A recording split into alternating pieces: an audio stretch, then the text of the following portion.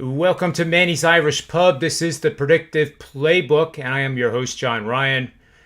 And I'm joined by co-host Rob Vino and co-host Tony Mejia, both of Wager Talk. And we're going to break down a lot of things, a lot of games in Major League Baseball, try to figure out if that win last night by the Yankees means anything. But I do want to mention, and unfortunately Mr. Finn was telling us some stories backstage, but then he had to take off for an appointment, which is understandable. But I wanted to say to everybody that's listening to this, he went 5-0 yesterday. He's a little shy, like I am, to promote because, the betting gods sometimes slap you across the face when you do get full of yourself. It's kind of like the game of golf. You birdie a hole and you think you understand the game, and then you triple bogey the next hole. But seriously, he won his 5% top-rated play easily last night on the Houston Astros, defeating the Boston Red Sox. And I don't think there could have been an easier, 5-unit bet to make. And then 4 others on top of it. So it was a 5-0 night for, the top moneymaker all time at Wager Talk, which is many, many years. So make sure you get on his plays. You should get on everybody's plays that comes on this show, and it's worthwhile. And here's how I will promote myself tonight, guys, while we're in the act of promoting.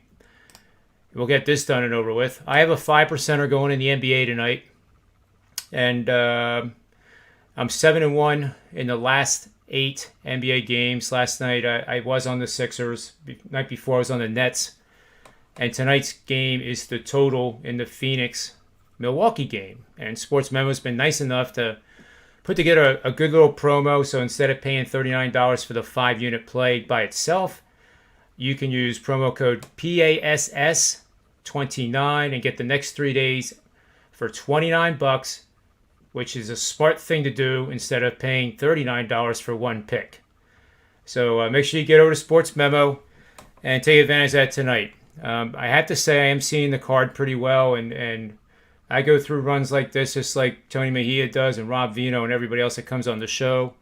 And we just want it to last forever. But tonight's play I like quite a bit. So with that said, that was my promo, guys. I don't know if I'm getting any better with it. I always feel like if I hype too much, it increases my odds of losing. Yeah. I don't know if that's true, but if you feel that way, then it's true.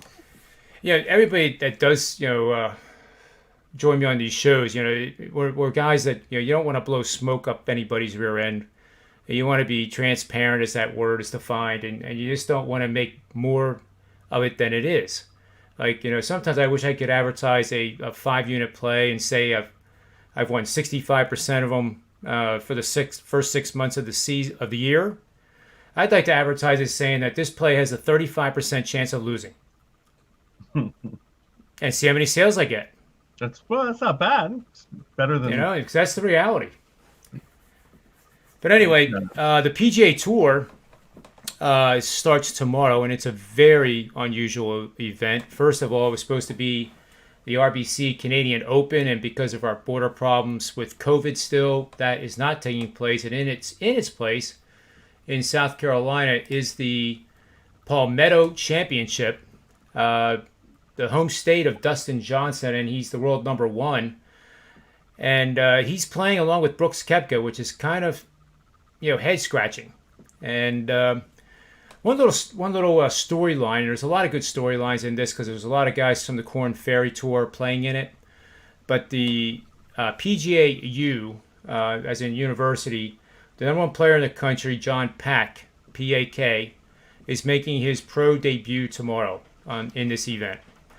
And an interesting story I thought was good was he was supposed to go to Muirfield Village, Ohio, which is where the Memorial was played this past weekend. Jack Nicklaus, it's his event. He designed the course. He lives there. And John Pack won the Jack Nicklaus Award and had to go there to receive it. Problem was that John Pack didn't have transportation from where he was in the southeast all the way up to Ohio. So he attended Florida State. The Florida State coach called Brooks Koepka, who is a Florida State alum. And wouldn't you know it, Brooks Koepka had a spare jet available, and let John Pack use it free of charge. So he got his trophy, came back home, and now he makes his debut tomorrow in South Carolina. That's a Seminole Brotherhood. I think you're right. But I just thought it was kind of like nonchalant. Oh yeah, here, I got a jet for you. Sure he does. I thought you were going to tell me he had a spare Winnebago or something, and they drove up together and became best friends. That's a little cooler. That could have been a John Daly story when he traveled all night to get to the PGA. Then the first one that he won when nobody knew who he was. That's a miraculous story too. I think he was the third alternate for that event, and got a call late at night, and drove all night to get there, and literally got out of his car, went to the first tee, and barely made the tee time. Never saw the course before, and that was it. One of Tony Mitfin's favorite golfers. Mm-hmm. So we do have Nick Borrman backstage now. His limo must have been running late because all these golfers have jets and limos and, not entourages. They just kind of travel by themselves. But welcome to the show, Nick. I know you heard me talking behind your back there while you were backstage, but I'm glad you're here. I told the John Pack story. My golf cart had a flat tire. I apologize. The golf cart? Yes. Oh. I did not have a limo. I had the golf cart. That was my entourage. Yeah, that happens. But in this event, the Palmetto Championship, I gave the background that it's usually the Canadian Open slot in the schedule, and that you can't get there because you can't cross borders yet. They created this event ahead of the U.S. Open, and really only two of the, I guess, there's Keith Mitchell is playing, and I don't think Fitzpatrick is in it though, but clearly Koepka and Dustin Johnson are the two big names, and probably the only two big names in the event. So on the show we did this morning, I encourage everybody to watch that too, and also to get over to Wager Talk and buy Nick Borman's packages for the golf, because they do quite well in and of themselves. How do you see this this course playing for the pros? And will Dustin Johnson and Brooks Koepka be worth anything, even though they're the favorites? Because they obviously are there to work on their game and not necessarily cash money. So give us your view of the tournament and who you think is some good bets to consider. Well, the course, obviously being a new venue, is tough to predict. Everything I'm reading is it's there's no rough. Everything runs off into just sand and brush areas. So if you're not hitting the fairway, although they're generous in the fairways, they're firm. So stuff's running through the fairways and going into these sandy, brushy crap areas. So it's going to be a little bit. You got to be, I don't want to say precise off the tee, but you certainly, if you're not, you're going to be in some big trouble. This is going to be an event where I think par sounds like is going to be a pretty good score. It's not going to be a birdie barrage. You're not going to go out there, make a couple bogeys, and think you can turn around and come right back from it. So par will be a good score this week on the holes. It's going to be a slow, patient week from what I'm seeing. And also thunderstorms are in the forecast every day. So, guys that have morning tee times, maybe you look at the Thursday, Friday spread and try to find the weather patterns there and try to get an advantage. One guy will tee off. If they tee off Thursday morning, they're teeing off Friday afternoon. So see if there's a Thursday morning, Friday afternoon schedule that works better than a Thursday afternoon, Friday morning schedule based on the weather. But it sounds like it's kind of every afternoon there's a chance. But to answer your question on the big names, I mean, DJ, he's an avoid for me this week. I'm not playing him in any way. 8-1, you got to at least shoot. You got to at least be firing on all cylinders to have a price tag deserving of 8-1, and he has not been. Koepka, on the other hand, coming off that second at the PGA. If you're going to bet one of those two, I would go Koepka. In fact, I like Koepka in a matchup over Dustin. That's how I'd rather do it. I mean, 8-1 is not value anyway, so why not just bet him to beat Dustin Johnson, and you can go higher with your risk on that. So that's how I'm going to look at those two. Otherwise, I wouldn't get too heavily involved in them on the outrights. Fitzpatrick is playing, John. Oh, that's right. Yep, I do see him. I'm looking at the board right now. So any of the favorites that are under 25-1 or so, he's probably my favorite this week. He He's got a lot of good finishes this year. He's a shorter hitter by tour standards, but he's very accurate. He's 15th in accuracy off the tee. His putter, though, is what carries him week in and week out. 19th in strokes gained putting this year. He did miss the cut of the Memorial, so he's going to want to get some momentum going this week to carry over for next week's U.S. Open. Started off the year great. Great form, 7 straight cuts made, 5 of those finishing 11th place or better. He's got 6 international wins, but he does not have a PGA Tour win yet, but he's young, and it's coming. Perhaps Wakefield, this could be a good week for him, but John, we talked about it this morning. I mean, these are the weeks you look way down the list and you start to take some, if you're going to play the outright or leaderboard market, you might as well take some chances this week. One other name I threw at you this morning was Jonathan. Looks like Jonathan. Jonathan is how it's pronounced. Vegas. He's 75-1 to win, 5-1 for a top 10. And these Wakefield are really where he performs well. He finished second in Puerto Rico, tied for 18th at the Corrales Punta Cana Resort, and tied for 9th just a couple of weeks ago at Colonial. He ranks 19th on tour in length, but he's 144th in accuracy. So he's kind of like the yin and the yang to Fitzpatrick. Fitzpatrick's short and accurate. Vegas is long and inaccurate. So you kind of diversify the portfolio a little bit by taking those 2 guys. That's how I'm looking at Vegas here. But those are just 2 of the names I like this week, and I'll let you chime in. But a couple, if I'm going in this week, it's hard. Like I said on the leaderboards, I'm focusing more on matchups for sure this week. Yeah, the course I took a flyover on the internet, and it looks like those traps are pretty shallow, consistently throughout the whole course, which I think would be a big advantage for Vegas, given his length. That if he does get errant, you're not going to be looking at a 6-foot lip of a trap.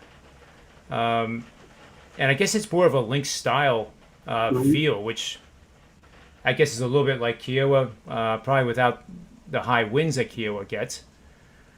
But one guy that came up on my models for DraftKings is David Lipsky at $7,400. He comes up 6th in terms of the rating.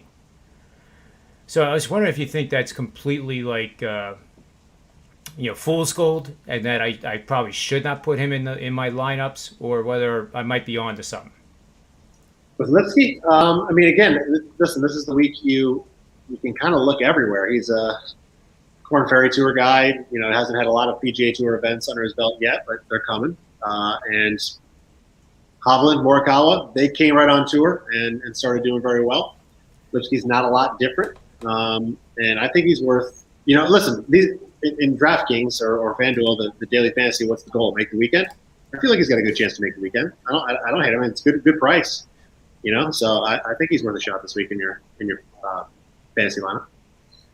Yeah, and for people who are just starting out in this, that's the key. You want to get all 6 guys through the cut, and if you do, you're going to cash something. Mm-hmm. I've never had a group of 6 make the cut and not cash. Yep. And even 5 out of 6. Like, unfortunately for John Rahm this past week, I think there was a lot of people 5 out of 6 that would not have cashed. That when John Rahm unfortunately had to pull out because of the COVID positive test, that enabled them to win. And the Morikawa win is a win. It's not like you didn't really win. It's just a course of events that occur are sad, but at the same time, you gotta just keep moving on. Yep. How about Harris English? Because he's a guy, as you know from last year, that tee to green was incredible. He was on a leaderboard several times in the majors, and now he's kind of like doesn't get mentioned in the media. And as these guys know, Tony and Rob know me so well with the sports media, when either it's highly negative or we're going to win the Super Bowl, I'm very contrarian. So is it about time to start considering Harris English? He's flying under the radar at $9,900, so he's not really flying under the radar, but he doesn't get talked about. Do you think he's a good pick? Yeah, he seems to be coming back into form. I mean, he started off the season in the fall just absolutely on fire. He won in December. He had a couple, like 4 top 10s and 6 or 7 starts back in the fall. And then he kind of, after the holidays, came back and struggled in January and February. But since righted the ship, I mean, he was tied for 21st at the Masters. I'm looking at his results now. 13th at the Byron, 43rd at Wells Fargo, 64th at the PGA. Didn't play the last 2 weeks, so rested, but definitely in better form than he was. And his price tag, what is it right now? I actually don't know what his number is as far as outrights. It's probably low, 26. I don't know outrights. I don't have that actually in front of me. I have the DraftKings, but he's 9,900 on the salary.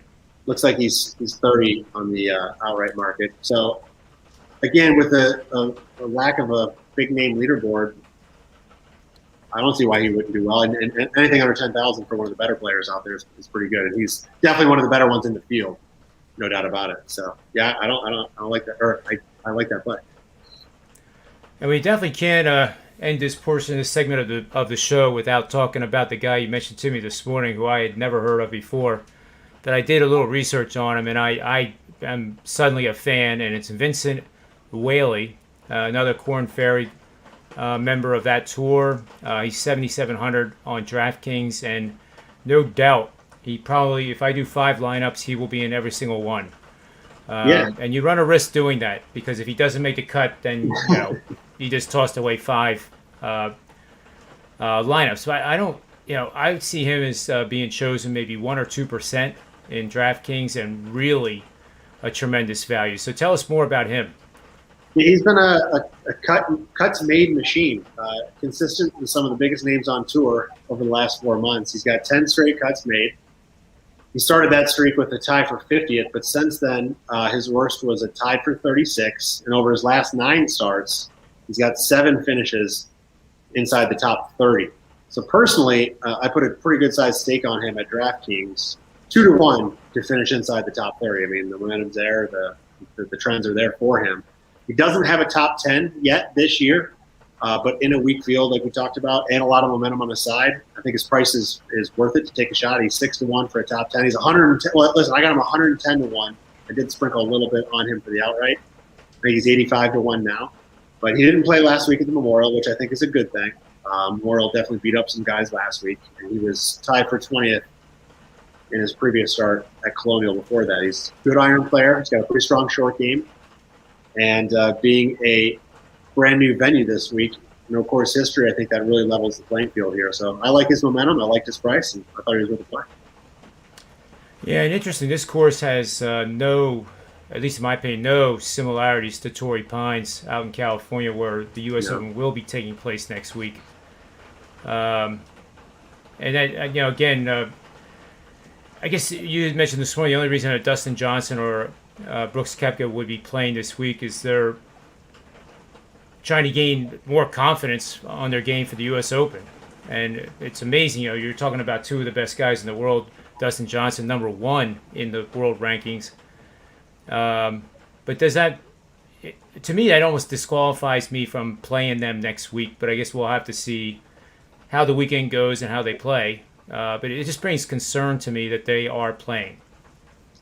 Yeah, Koepka maybe more so just to keep testing his knee and make sure it's fully back and healthy. DJ, home state, South Carolina, maybe he's doing it more because it's close to home. It's not a big commitment for him as far as travel, and it's not going to wear him out too much. But he needs the reps more than Koepka at this point. He's not playing like the world number 1, that's for sure. But again, personally, I just did a bet on Koepka over Dustin this week as opposed to playing them on the leaderboards. 2 other guys I wanted to mention. It's just interesting, just not really worth betting on, in my opinion. But Kevin Kisner and Lucas Glover, they're getting a lot of attention this week. They're both members at the course, so obviously not a lot of experience here. But these 2 have it. But just forewarning, their price is reflecting that. They're 45-1, both of them. Neither really have been playing that well, in my opinion, to justify the price. So just throwing it out there that I personally am avoiding them, but they are gathering a lot of attention this week just because they have course history. Could work out for them, but I think they're just a little overpriced this week because of that. They're just not showing enough as far as form, but I wanted to mention that. I don't know if you can answer this question or not, but I've been eyeing up those clubs on your shelf behind you, and they must be historic in some fashion. Uh, so if you want to answer that question on the spot, I would love to know what that is. That bag looks gorgeous. I just can't read what the emblem is. That is Leo Frazier. You can look him up. Leo Frazier's irons. He was the president of the PGA for years, a big proponent of golf back in the 50s, 60s, 70s. Arnold Palmer was a guy that they kind of, they didn't grow up together, but they were big in the golf business and growing the game together. So they did a lot of work together. But Leo Frazier is his name, and those are his irons, on the wall. Oh, that's awesome. So I think he was one of those guys with McCormick of the marketing, huge company. But back then, it was just McCormick, and it was Mark McCormick, and every contract, there was no contract with Arnold Palmer. It was a handshake. Yeah. And then down the road, lawyers handled the contracts. But, that I always like stories like that where, Arnie, if he believed you could do something, and he believed you. And there was no need to have any lawyers involved. There was no need to have any just a handshake and let's get on with it. Yep. Exactly and right. I think Leo was part of that group, if I'm remembering right too. Oh, for sure. Yeah, he was a big handshake guy, big golf business guy. Cool. Yeah, yesterday we talked about when the first World Series was played and where, and now today we're getting more history lessons in golf. If you're a real student of the game, and we're professional bettors, we should know the history of the event and the sport that we are betting on, I think. Where was the first World Series played? It was Boston in 1903. And the neat thing about that, it was a best of 9. Boston won. Best of 9. There was no. It was a field. It was a true baseball field with no seats in the outfield. They set up a rope to keep people from coming in too close. And the rule was that if the ball was hit and it got into the crowd past the rope, it was a ground rule, not double, ground rule triple. And during the 6 games that were played in that best of 9, there were 17 ground rule triples. Wow. 17 of them. Wow. And then some guy named Honus Wagner won the batting title that year and was selected to be in the Batters Hall of Fame, is I believe what they called it, which is going to be then evolving into the the Hall of Fame. And he actually kind of rejected it and said that he had played so badly in the series that it kind of went along like, what does it matter if I did so well in the regular season, but then when it was really the team was depending on me, I didn't come through. I'm not deserving of this award. And we were talking about it yesterday. Like, can you imagine that happening today? He admitted he played like a bum. That's what he called himself, names. And so that had to be kind of interesting. But Cy Young was part of that series. Do you guys remember, like, when I was talking about this, the one of the guys pitched 5 consecutive starts in that game. But then Tony Finn said that it was because of the dead ball era that the pitchers were allowed to do, could do that. But I don't know. Seems like he might have thrown a lot of pitches. But that's where the first one was.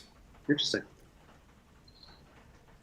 So let's move on to the next part of the show here, which I just want to look at the notes. I want to talk briefly about the Sixers game last night, and quickly if it changed your view on who's going to win the series.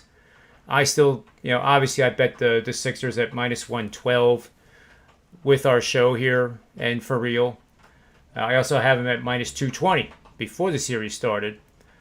I will admit that I'm a little concerned with Simmons on the offensive end because he's all but disappeared now. And that's offset by what I thought was a really, really good defensive performance by him against Trae Young. And if you look at the time that he was on the court guarding Trae Young.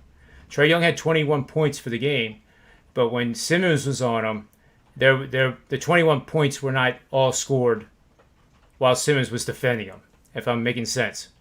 So when Simmons was out of the game is where Trae Young got a majority of his points scored. Do you guys think I'm looking at this through rose-colored glasses and I'm just looking for anything good with Ben Simmons? Or do you think this was kind of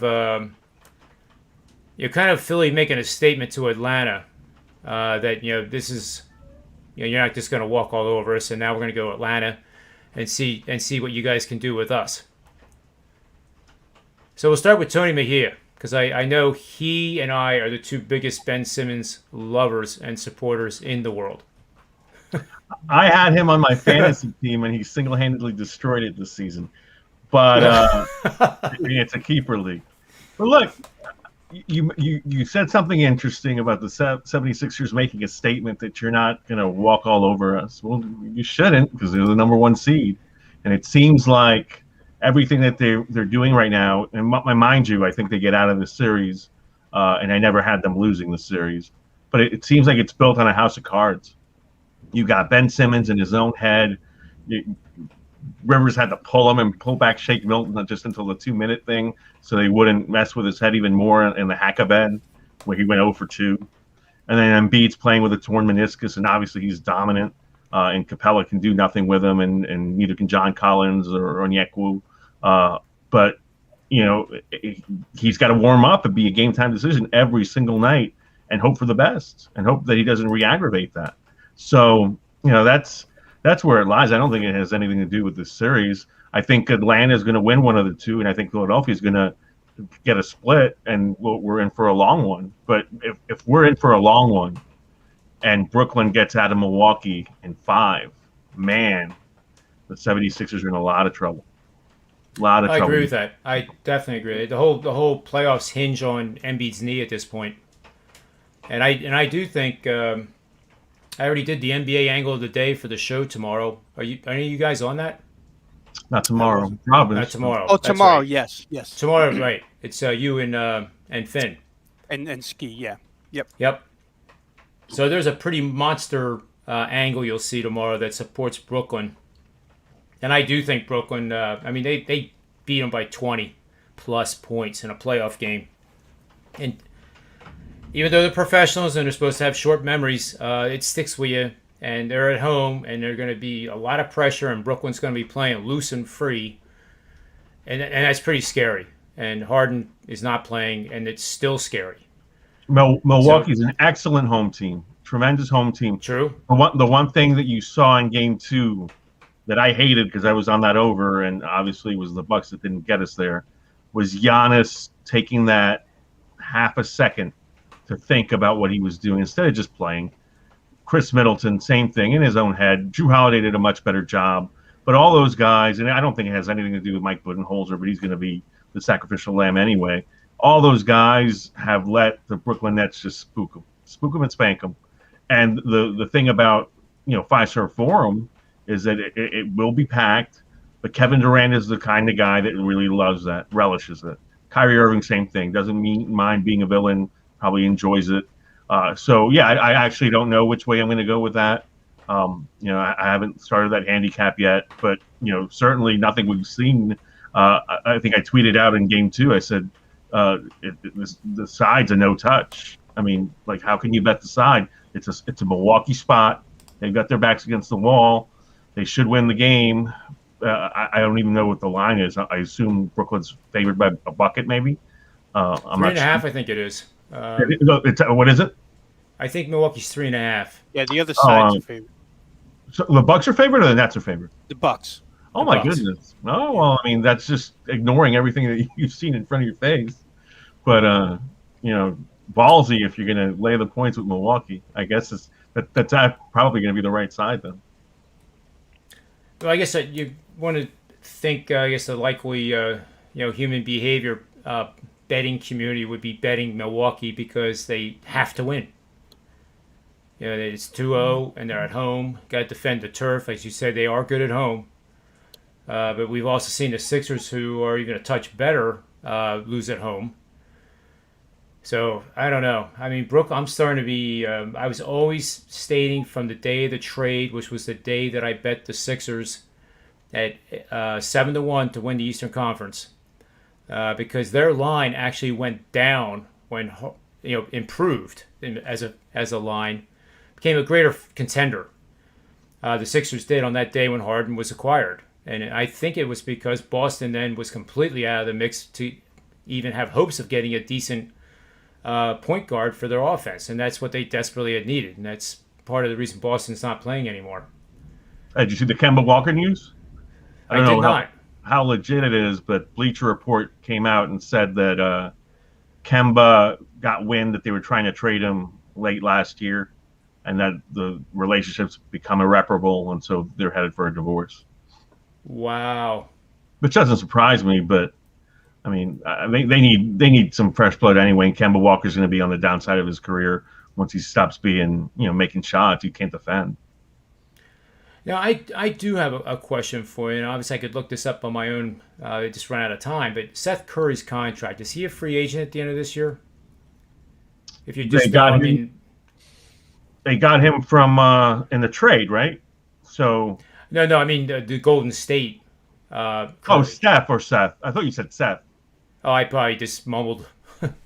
Steph. Steph is ST. Steph is a free agent at the end of next season. I'm not sure about Seth, which is a good question because he's been so good. But he came over in that deal, so he may be, and if he is, then he's going to get a payday.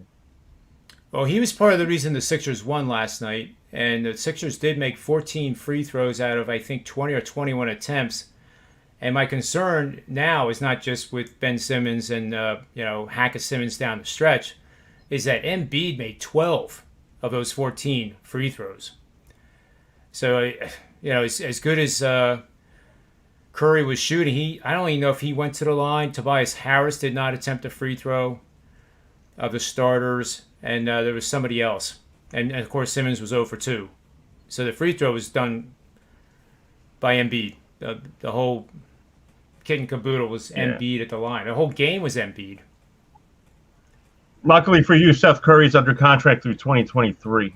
So that's tremendous. That's a steal. I mean, that is a great signing. I mean, it really doesn't get too much better than that. And I think Fulkmaz, if I'm pronouncing his name, I always have trouble with it. I think he's. He looked awful last night. Yeah, he's if he's not making shots, he's not giving you much. Certainly not on the defensive end. Like I said, Steph is a free agent after next season, but eligible to sign a $200 million extension this summer. So we'll see if he does that or banks on himself. But look, Philadelphia, they got bailed out. I mean, they were in for a humongous test. Yep. Before Shake Milton caught fire. They were in for Hack-a-Ben. They were in for Trae Young. Can you stop him for 48 minutes? I guess Capella was in foul trouble and Collins was in foul trouble. But they were going to get another war on their hands, and then Shake Milton happened. So, and Dwight Howard played a hell of a stretch there too. So credit to him. But what was it at one point? 32-0 bench, and then Philly responded in late third, early fourth. So. As crazy as that sounded. But I remember Rob Vino, too, saying in Game 1 of the Wizards, who was it that saved that game? It was Curry in the third quarter. Yeah. Similar feel last night, too, because, Maxey played pretty well, too, in his own right last night. No, Maxey didn't play that many minutes. Confused with another game. But if they don't get those bursts, that game could have gone either way. Mm-hmm. So there are a lot of question marks on the Sixers, a lot more than when the season or the playoff season started, in my mind. That's for sure. So it's Rob. Do you want to add anything there? We kind of closed you out there.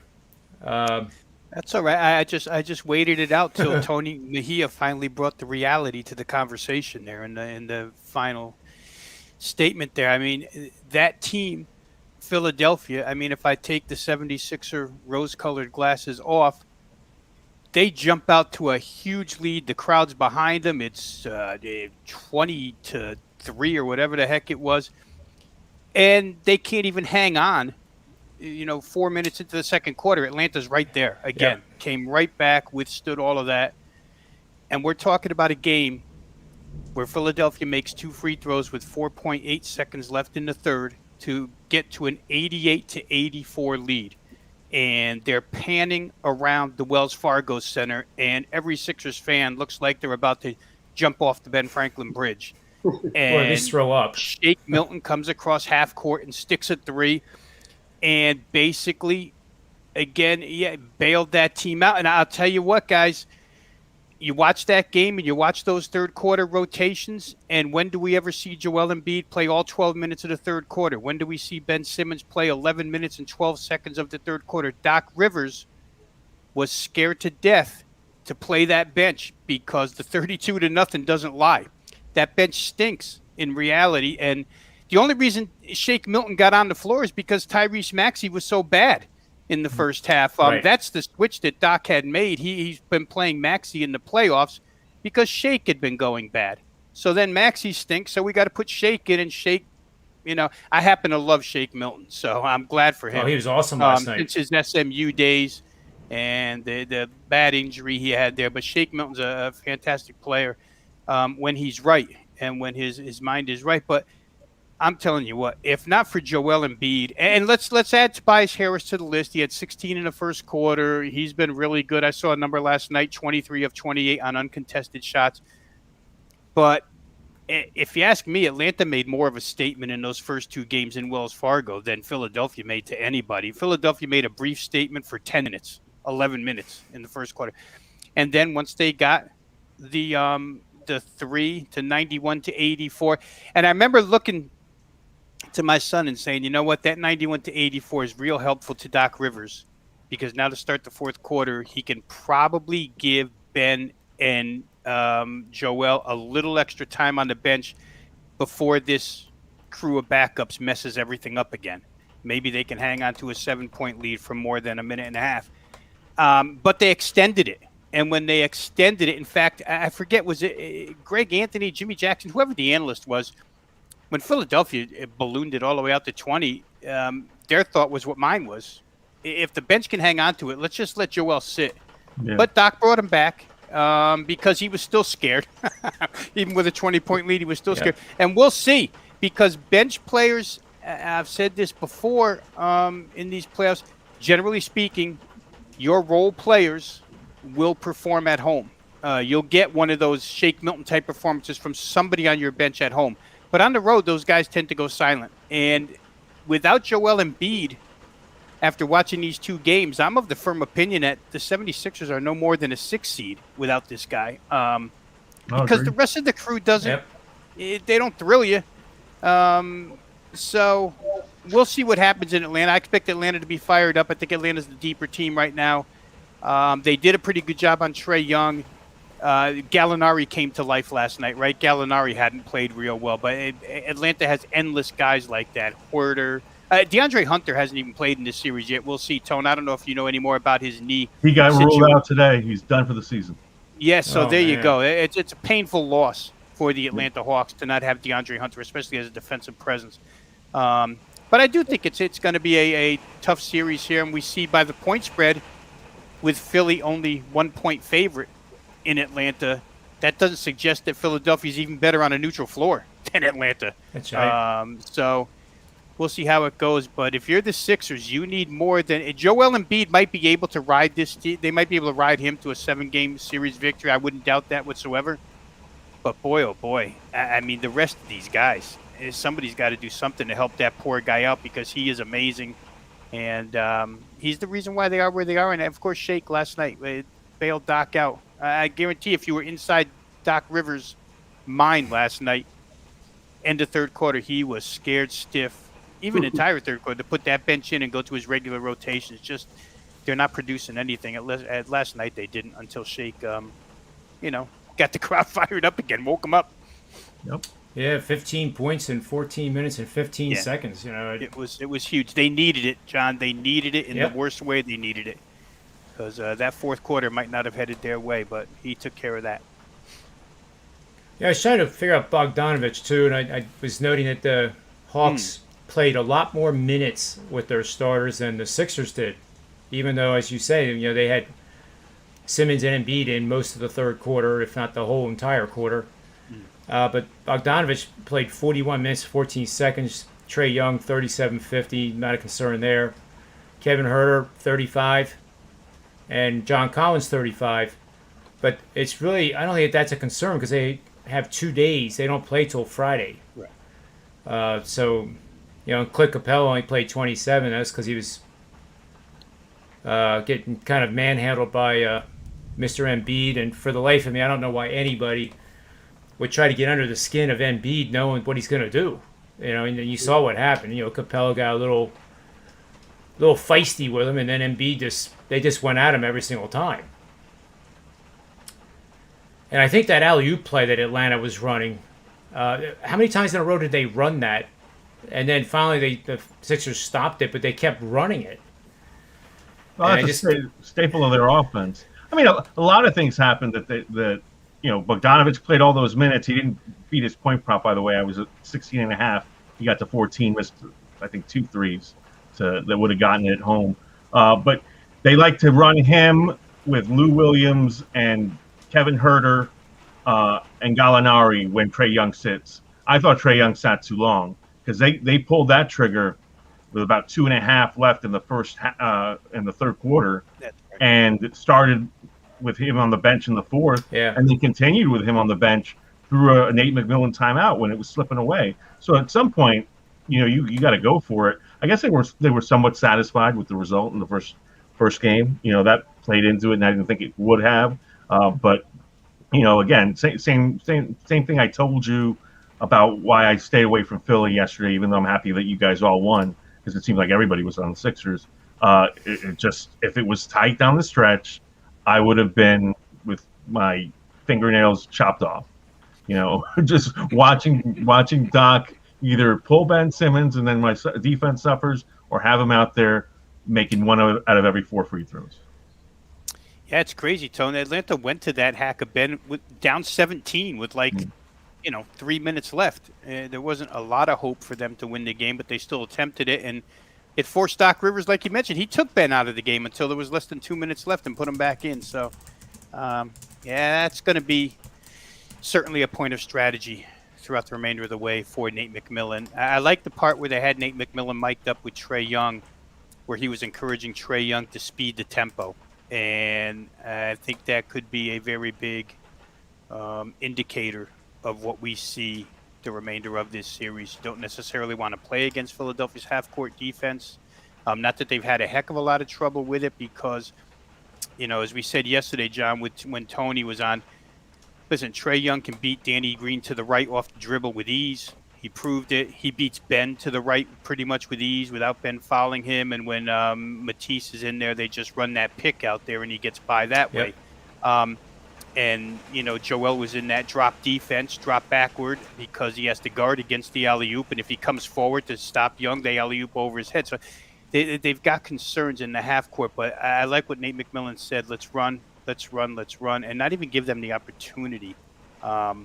But on the other end, he's got his hands full, right? You mentioned it, John. They cannot stop Joel Embiid. There's just no combination of bigs unless you're going to, every time he gets the ball, trap him with 3 guys and just slap at the basketball. And even still, Joel's liable to score against these guys. They're just too little against him. And seeing him shoot double-digit free throws in a game is really not that uncommon because he'll find his way. And thank God it's 7'2", 250 or whatever he is, 260.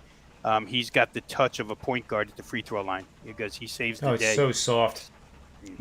Good free throw. Even that little the 1 footer, when that's not a fadeaway. He just turns and backs away a little bit. I mean, that shot will never be blocked. Yeah, it'll never be contested. But it helped yesterday that Seth Curry was on early. Right. I mean, he beat his points prop very quickly. I think the worst beat yesterday was the total. I was on the over, and the fact it didn't get there sucked because it had 12 points, 3 minutes, and you still like, all right, well, if they extend it, and then hack-a-Ben happened, Ben misses both, and then Nate throws in the towel like at 140, and garbage time was terrible. Nathan Knight missed 2 free throws.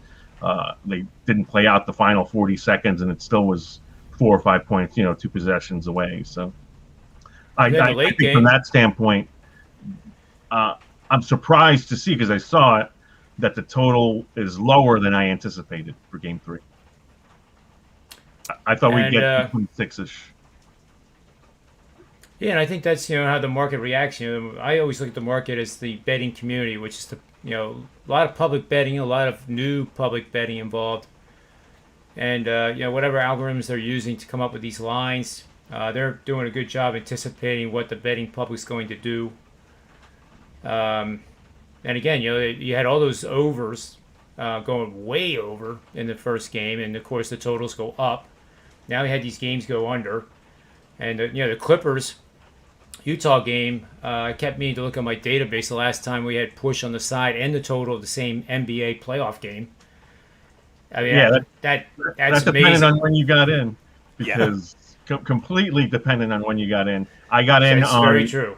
I got in on the Clippers +3 after Conley was ruled out, but it was 4.5, as high as 4.5 throughout the day, probably 3.5 before I got it, and most people I saw had 4. I had 3, and then the line I had 220. I saw 219.5 open at FanDuel, 221.5 at DraftKings.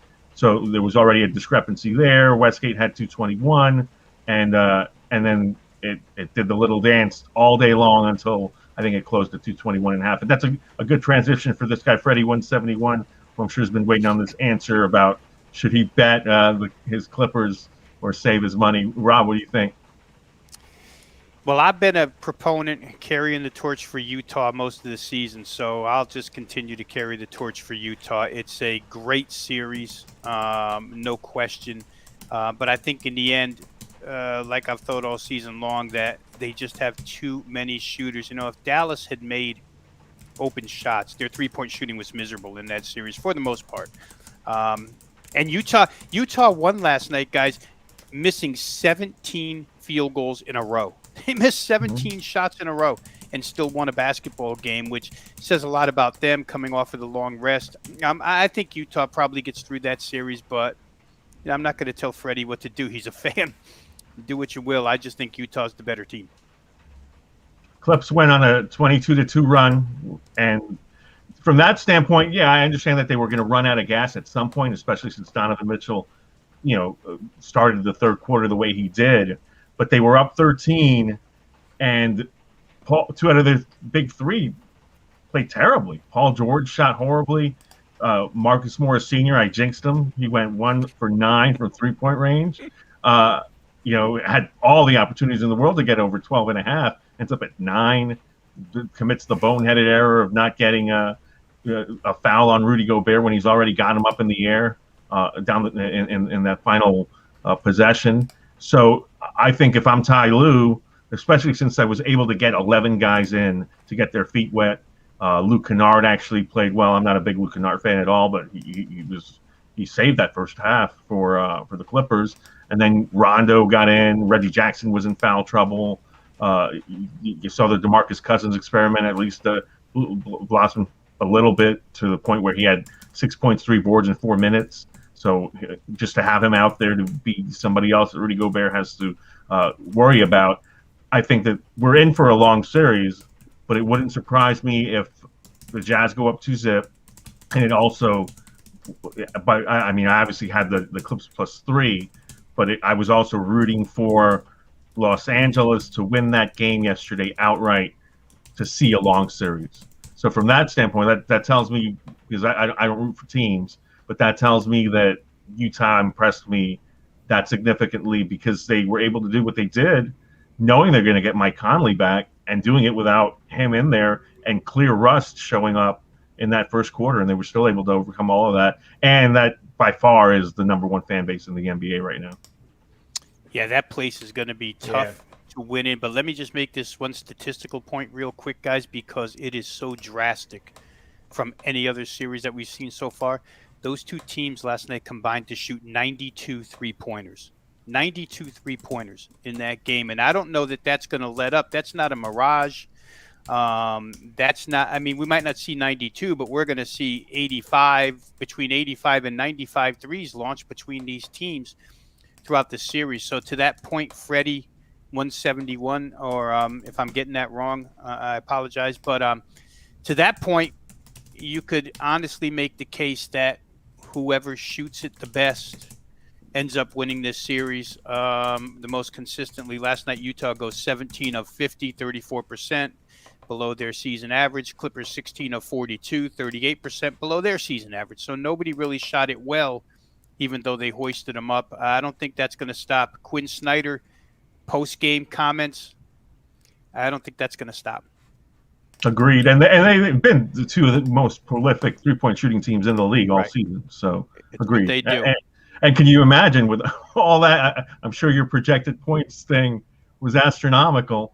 And, we still barely got over, or in some cases, lost by a half a point. Yeah, that's. I'm trying to be a little coy with what I'm saying here, but I know where I'm going. Game 2. Let's put it that way. I think so. Coy, I guess that's like cagey if it was a soccer game, right? Yeah, not necessarily giving it away, but giving it away at the same time. Yep. But I don't see any other way to go, honestly, guys. I just don't see.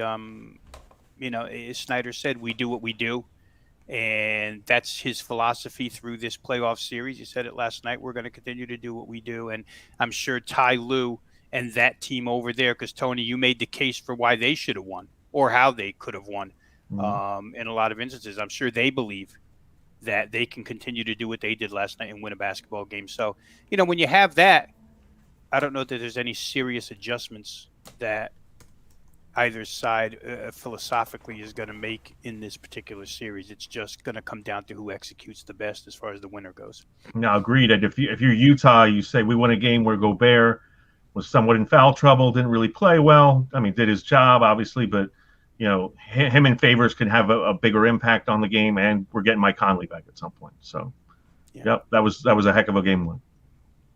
I mean, between Booker, all these guys, right? Booker, Doncic, I told you, Tony, I love the Donovan Mitchell. I mean, but all these young kids that are just lighting it up. Trae Young.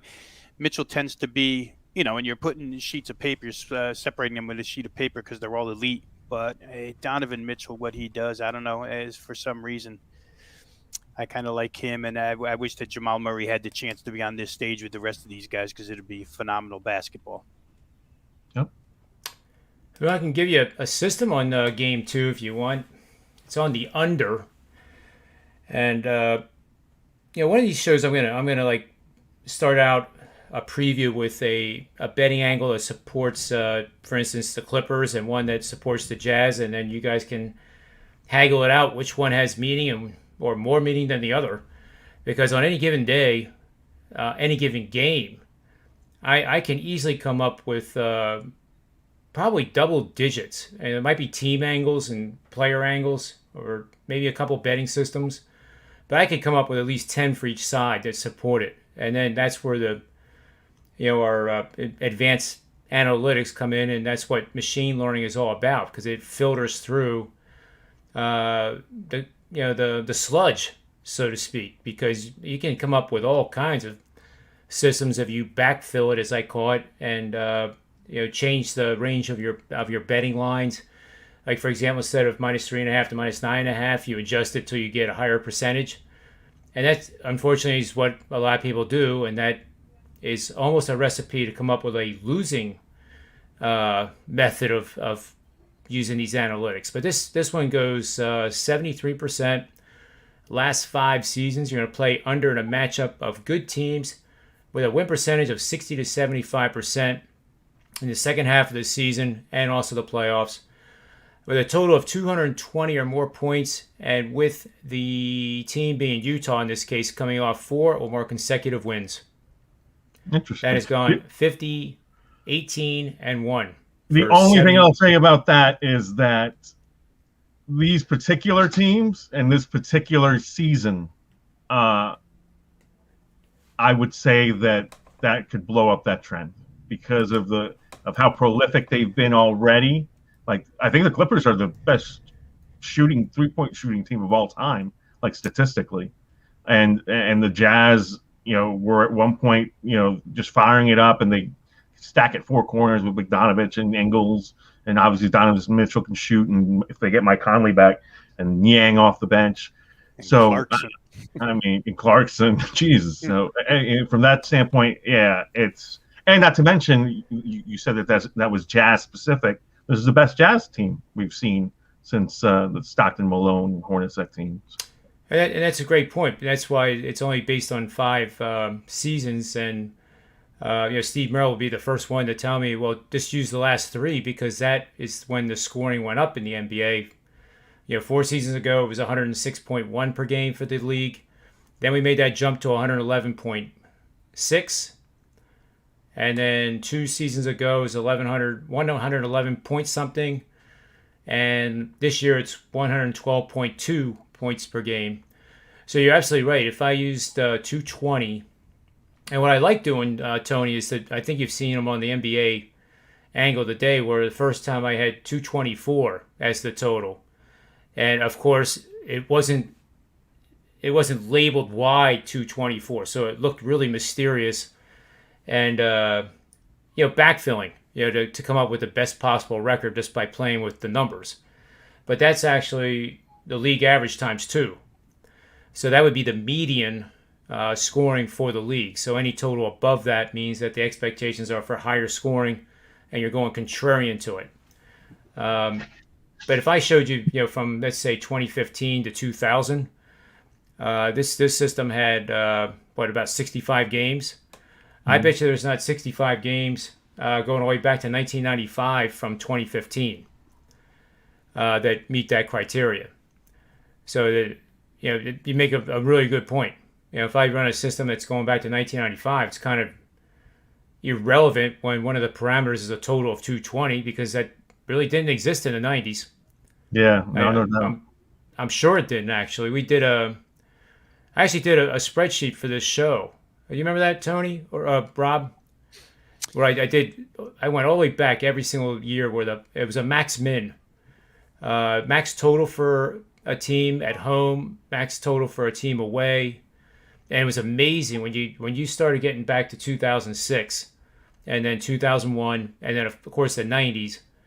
Like this year, we did not have one game with a total of less than 200. There was one game at exactly 200. I can't remember what it was, but no game under 200. But you had 248 for the max. So the range of 48 points was pretty much the range for the last 3 seasons. And it's just kind of been inching up.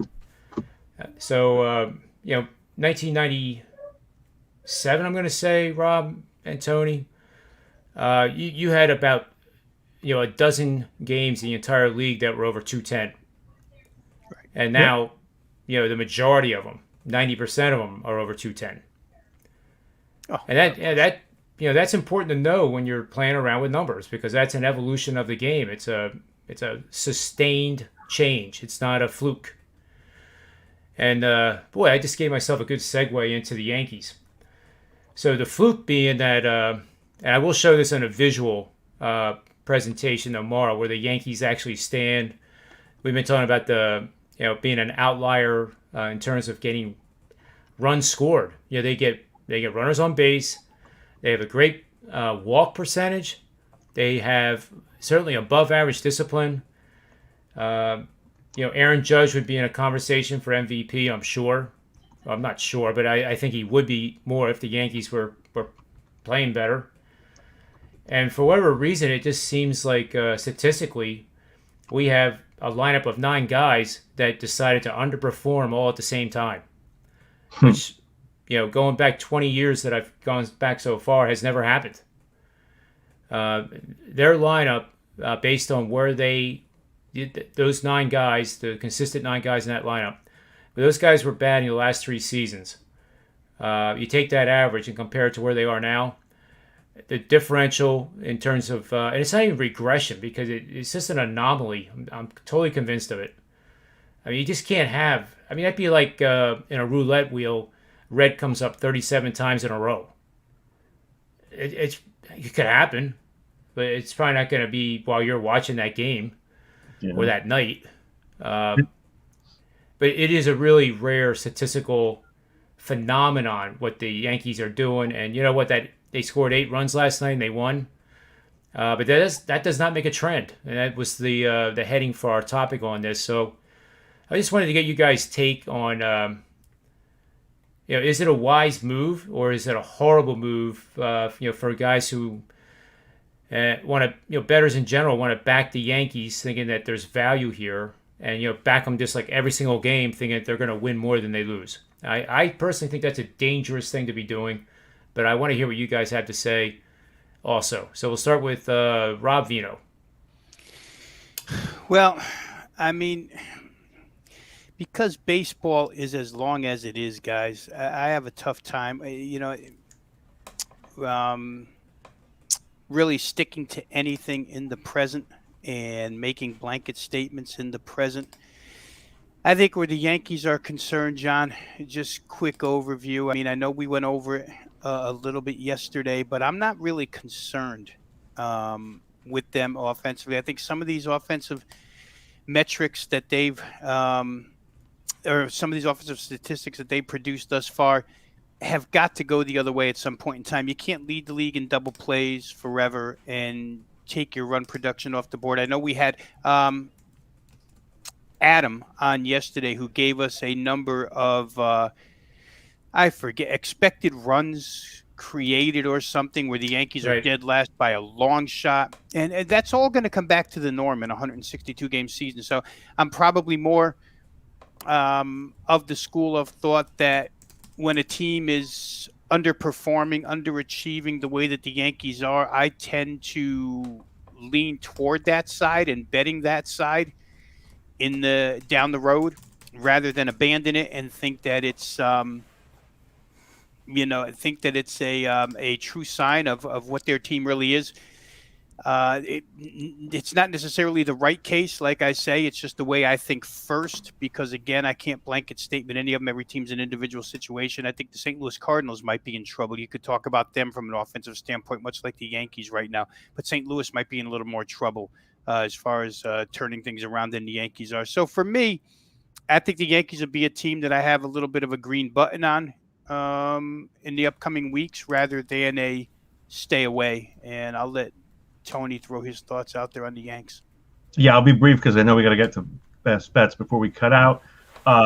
Very simply, DJ LeMahieu was betting 256. I don't remember seeing that ever in my life. And I know Even for a week. Colorado for a while, but like he's been a machine, and so he's struggling. And then you've actually got other guys. Gleyber Torres is kind of responding. Obviously, Aaron Judge is having a decent season.